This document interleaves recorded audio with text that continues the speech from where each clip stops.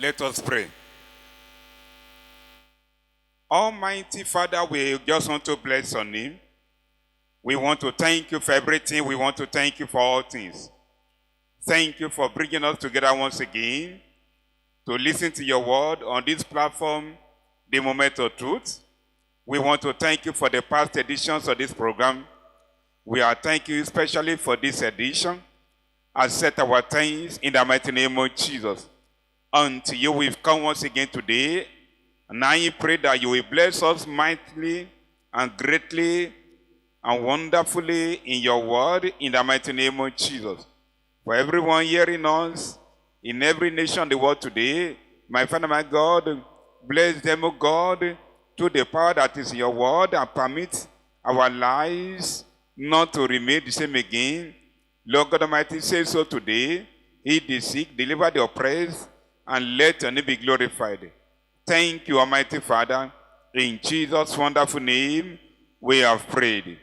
Amen and amen. Complete, complete, complete in Him. We are complete in Him. Complete, complete, complete in Him. We are complete in Him. Yes, we are completing in Him. We are complete in our Father, the Almighty God. We are complete in God the Father. We are complete in God the Son. We are complete in God the Holy Spirit. And let somebody shout hallelujah. So I welcome you once again into another edition of the Moment of Truth in His presence, in the name of God the Father and God the Son and God the Holy Spirit. You are welcome in the mighty name of Jesus. Today, I pray that the Lord will bless us together in every nation where you are hearing us now. I pray that the Almighty God will do a new thing in us in the mighty name of Jesus. The theme of our message today is Completing Him, Part 1. Completing Him, Part 1. And our principal text is taken from Colossians chapter 2, verse 10. Colossians 2:10. And ye are complete in Him, which is the head of all principality and power. I read again, Colossians chapter 2, verse 10. And ye are complete in Him, which is the head of all principality and power. The word complete in our principal text is talking about the fullness of God and His divine ability to do everything and all things. By implication, every child of God is graciously permitted to operate within this divine fullness. And this is made clearer in the Message version of Colossians chapter 2, verse 10. I'm going to read the same passage, but now I'm going to read it in the Message version of the Bible. Colossians chapter 2, verse 10. You see, when you come to Him, that fullness comes together for you too. His power extends over everything. Can we see? The Bible says we are complete in Him, and we can see in the Message translation, the meaning of that is that we have His fullness. When we come to Him, that fullness comes together for us too. So the fullness of God is being extended to us. Why? We are complete in Him. Our God is self-sufficient God.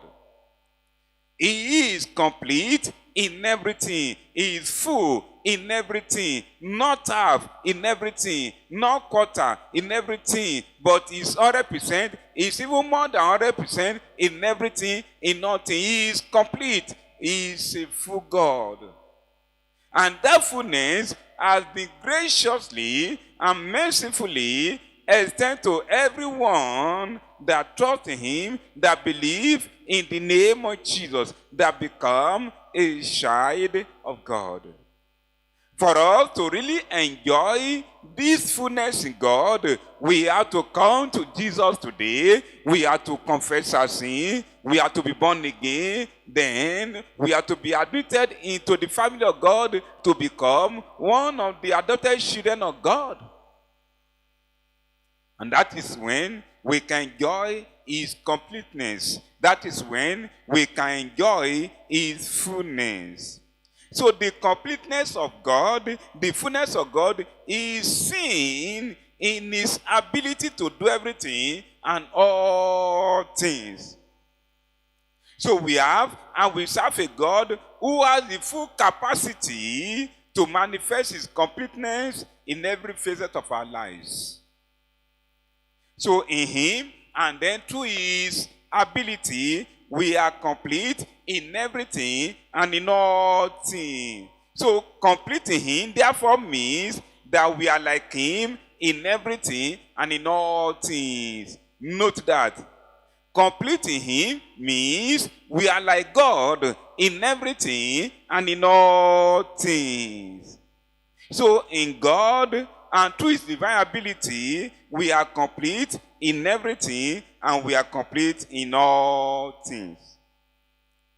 And this one is taking us to the scope of his divine completeness, the scope of God's own completeness, the scope of his divine completeness. I've told you that our God is not a 25% God in terms of his power and capacity. He is not 50% God. He is not 75% God.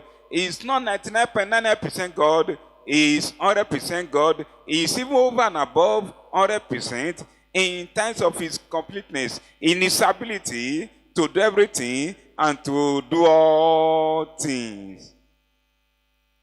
Some people today, they believe that God can do one thing, but he cannot do another thing.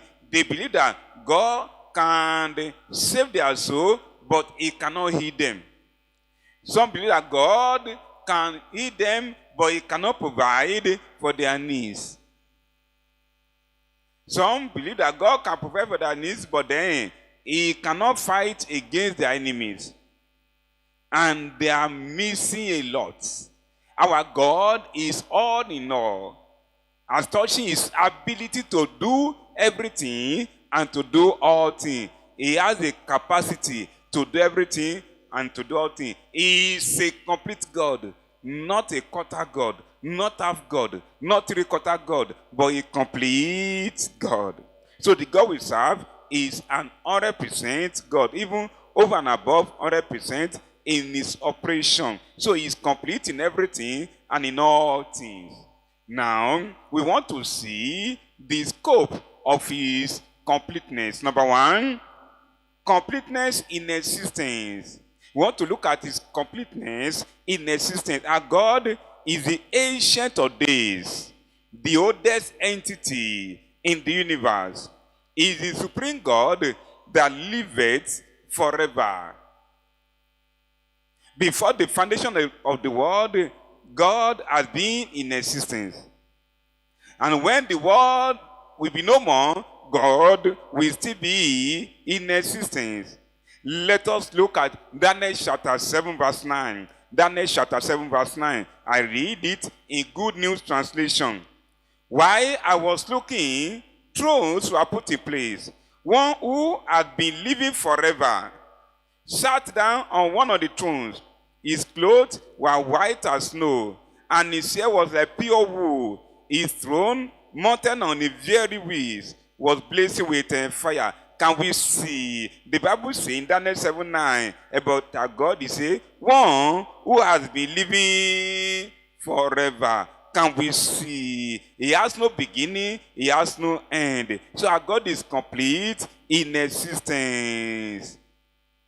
Jesus Christ, an important personality among the Trinity, has his existence confirmed also as follows. Jesus Christ, who is also an important personality among the Godhead, among the Trinity, has his own existence confirmed as follows, as we can see in Hebrews chapter 13, verse 8. Hebrews 13, 8. He says, Jesus Christ, the same yesterday and today, and then forever. Jesus said that himself and his Father, they are one. Yes. Jesus Christ is the same yesterday, today, and then forever. Our God remained the same God yesterday. He is still God today, and he will be God forever.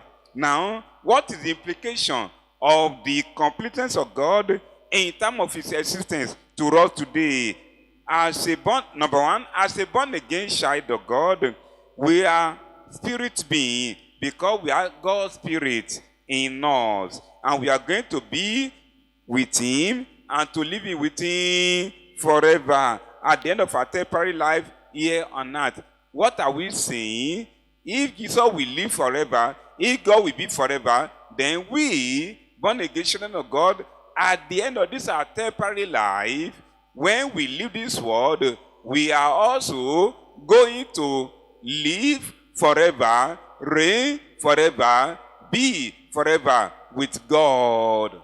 And that is good news to somebody. And that person is only a born-again child of God. A born-again child of God. So you want to live forever. You want to be forever with God. You have to be born again. You have to cleanse yourself in the blood of Jesus Christ. You have to surrender yourself to be cleansed in the blood of Jesus Christ. And that is it. So today, even as at this point now, I'm calling on individuals, people across the nation, the world, hearing me now. Those who are yet to fully surrender their life to Jesus Christ. You want to live forever with God in heaven. You need to repent of your sins. You need to come to Jesus today. You need to confess your sin. You need to repent of them. You need to be born again so that you can also live forever with God in heaven. Let's look at 2 Corinthians chapter 5, verse 1. 2 Corinthians chapter 5, verse 1. I'm going to read it in the Living Bible. TLB, the Living Bible. For we know that when this tent, that is our body, we live in now, is taken down. When we die and leave this body, we will have wonderful new bodies in heaven. Homes that will be ours forevermore, can we see.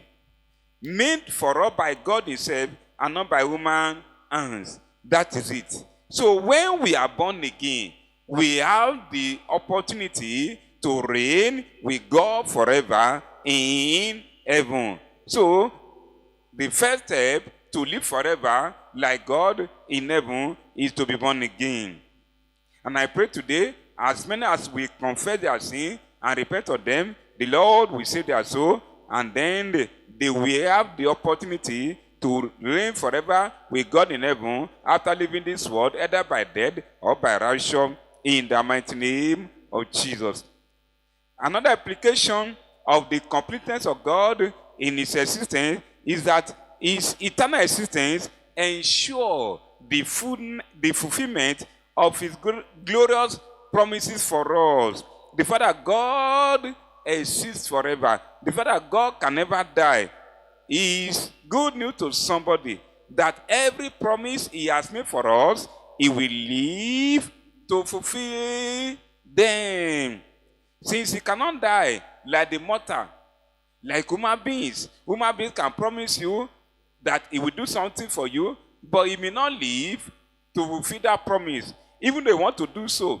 But our God can never die. Whatever thing God promised us, he will do because he cannot die. He cannot die.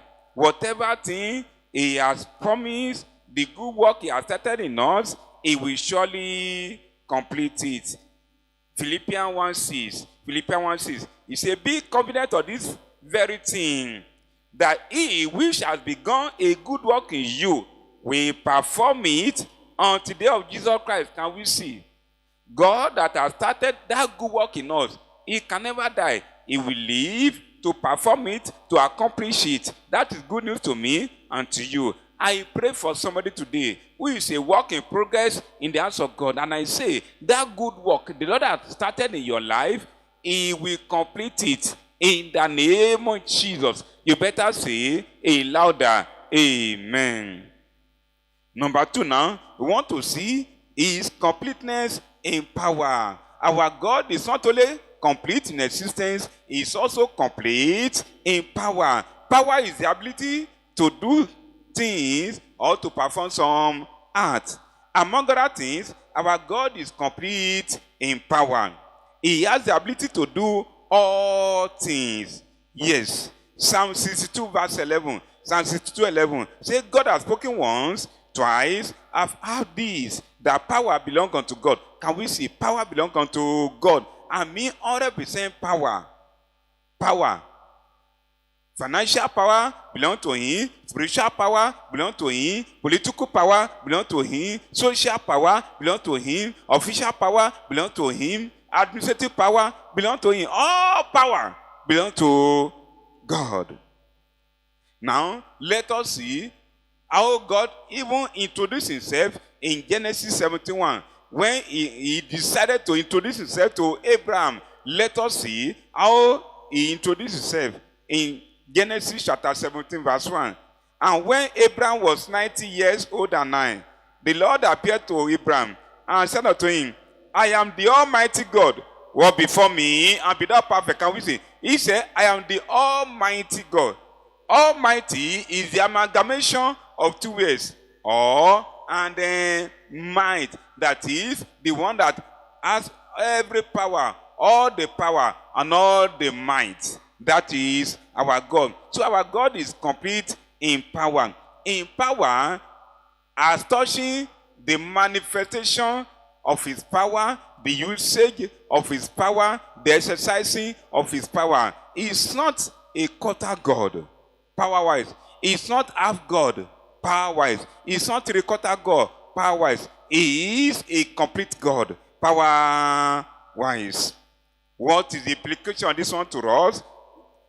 That's good news to us, that we also have power to do some things that God can also do. We have the power of God to perform and bring out better results in every facet of our life, because the power be given to us in he promised us in Acts of Apostles chapter 1 verse 8. Acts 1, 8, he said, but ye shall receive power after that the Holy Ghost is come upon you, and ye shall be witnesses unto me, both in Jerusalem and in Judea and in Samaria and unto the uttermost part of the earth. Can we see? He promised us power. Of course, the power is available for me, for you today. Oh, we only need to ask for it. He promised the disciples this power. And by the time we get to Acts of Apostles chapter number 2, the power came. Verses 1 to 4, the power came. I pray today that somebody that is hearing me will receive power to perform special things in the name of Jesus. In Luke chapter 10 verse 19, Luke 10, 19, he said, behold, I give unto you power. That is it. To tread on serpents and scorpions and over all the power of the enemy, and nothing shall by any means hurt you. Can we see? Because our God is complete in power. He said he has given us power. Because you cannot give what you don't have. Because our God is complete in power, he promised us power. And he has given us power. The power is still available for me and for you today. If only we ask him in faith, he will release the power to us. May I decree into the life of somebody today who is thirsty for power, and I say receive that power today in the mighty name of Jesus. So, the fact that our God is complete in his power should be a source of joy and inspiration to us, because the power is available to us. Number 3, as touching the completeness of God. Number 3, our God is complete in glory. That is completeness in glory. Our God is complete in glory. Why? Because he himself is the King of glory. the author of glory, and then the distributor of glory. Psalm 24 verse 10. Psalm 24:10. He said, who is this King of glory? The Lord of hosts. He is the King of glory. Our God is complete in glory. He is the God of glory. He is the author of glory, of course. He is the distributor of glory. He is the King of glory, the author of glory, and he also distributes glory. I pray today that my God, who is the King of glory, the author of glory, will give somebody glory, will fill somebody with glory, will make somebody to live a glorious life in the name of Jesus. What is the implication of the completeness of God in glory to us? The implication is very simple. We are also complete in glory. We are also complete in glory because he has given us power to live a life that is full of glory here on earth. A life that is full of glory here on earth. When we look at our Bible, is it Esther? Is it Mordecai? Is it Joseph? Is it David?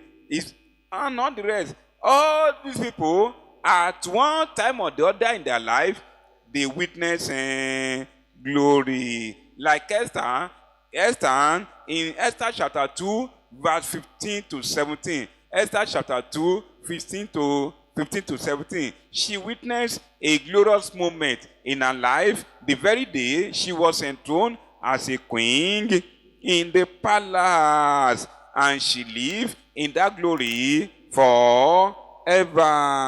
What of Mordecai? In Esther chapter 6, verses 10 to 11. Esther chapter 6, verses 10 to 11. Mordecai also witnessed a moment of glory when his archenemy Haman was made to put him on the royal horse and then led him from the gate of the palace to the city square, proclaiming him to be a great person that the king decided to honor. It was a very glorious moment for Mordecai. Why? God himself, the King of glory, the author of glory, decided that day to allocate glory to Mordecai. There is somebody listening to me now. It is your turn to enjoy divine glory. My God, we allocate glory to you, to your family, to your ministry, and you start to witness in your life beautiful things. You start to experience beautiful situations, and you start to enjoy beautiful occurrences in your life in the mighty name of Jesus. What of Joseph? In Genesis chapter 41, verses 39 to 44. Genesis 41, 39 to 44. It was a glorious moment in his life. The very day he entered into the palace as a prisoner. But then he ended up that day as a prime minister. It was a glorious moment. That very moment when he was enthroned, when he was crowned as a prime minister, it was a moment of glory in his life. Don't let us forget something in the glorious life of Joseph. The day he came to the palace, we will remember that Potiphar, his former master, imprisoned him. Imprisoned without giving him a fair trial. But the Bible says Potiphar was an officer in the palace. So the day Joseph became the prime minister, you know what happened?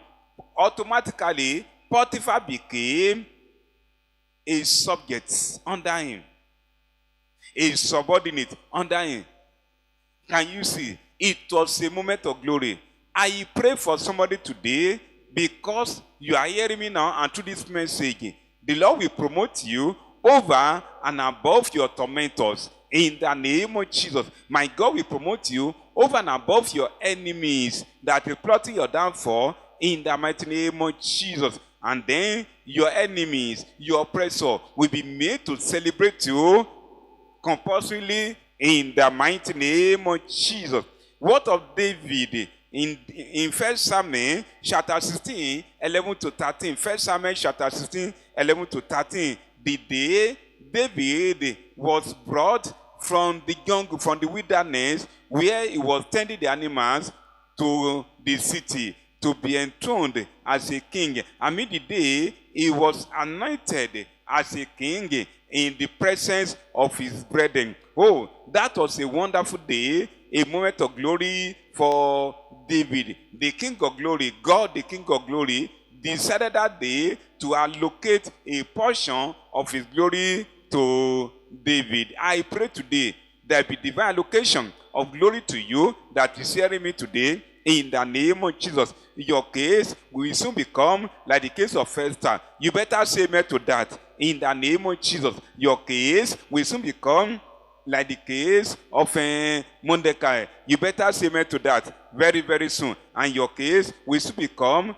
like that of Joseph in glory. And your case, to somebody in the house, your case will soon become like that of David in glory. In the name of Jesus, the King of Glory, we are portion a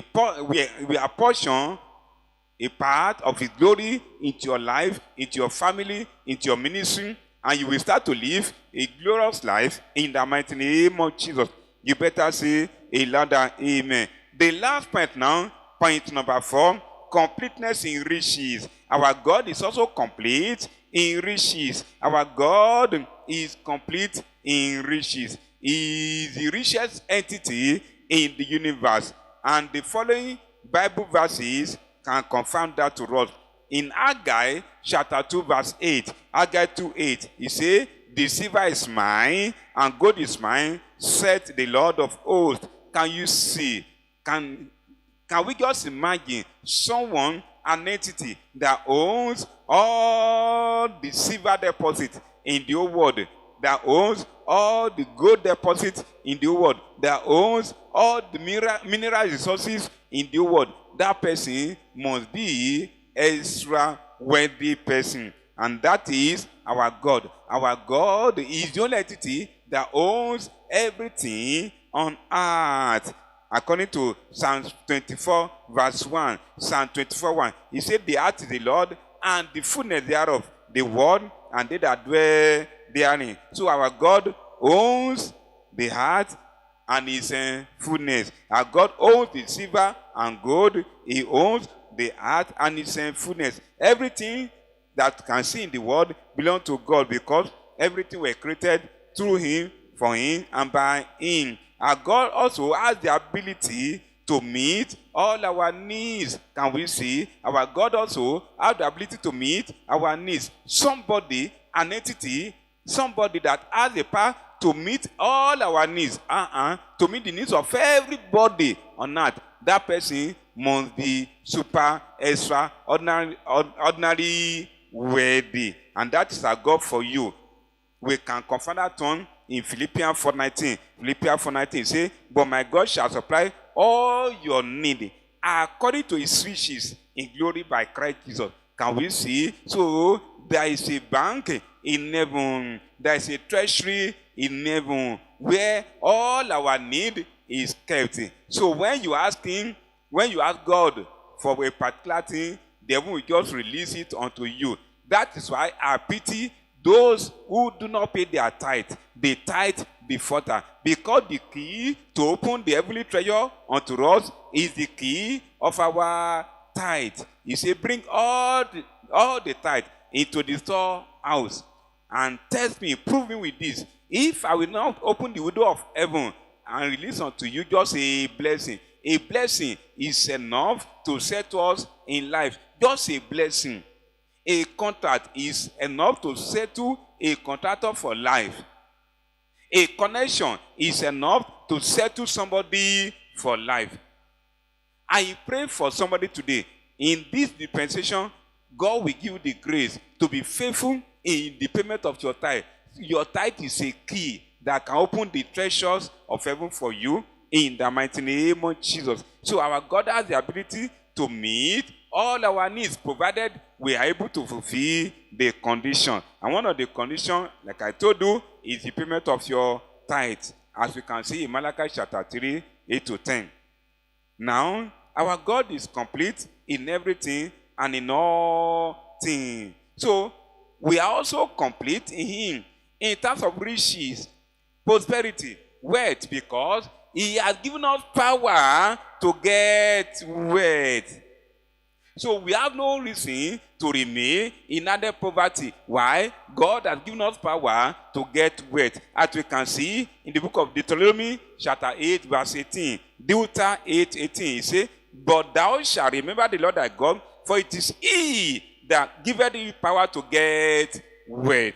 What a wonderful God. What a complete God we serve. Today, it is good news to somebody that we are serving a complete God, and we are also complete in Him. And we are taking time to look at least 4 things are touching the scope of His completeness. Number 1, He is complete in existence. Number 2, He is complete in power. Number 3, He is complete in glory. Number 4, He is complete in riches. In the Lord tarries, when next we meet, we'll continue with number 5 downward. But today, the message is our God is a complete God.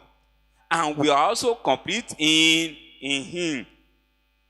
The only thing that can make us not to complete in Him or not to share part of His completeness is sin. Like I said earlier, at the very beginning of this message, in case you are hearing me today, you are still living in sin, you are yet to be born again, or you are a backslider, the opportunity is for us once again to come back to God, to confess our sin, and to ask Him for forgiveness, so that He can share with us once again His completeness. So wherever you are hearing me now, in every nation of the world where you are hearing me, bow down your head now and pray and confess your sin to Him and say, Lord God Almighty, I want to also be complete in you, but this sin may not make that one to be possible. So I come to you today in full humility, no excuse, no plea, no argument. I am a sinner, Father, please forgive me. Forgive me, right? Or rewrite my name in the book of life as the case may be. Then the grace to go and sin no more. Give unto me. Let us pray. Let us pray. And for those of us who are children of God, who have been born again, you pray also. You pray and receive the grace to also be complete in Him. Pray. Pray for the grace to be complete in Him. Because many of us, it is lack of faith that is making us to live a life of incompleteness. We believe that God can do one thing, but He cannot do another thing. But today, God has proven to us once again that He is a complete God. He can do all things. He can do everything. He can save. He can deliver. He can bless. He can prosper. He can promote. He can elevate. He can beautify. He can glorify us. He can set us. He has the ability to do everything and to do all things. You better pray for the grace to have the faith in this God, in this complete God.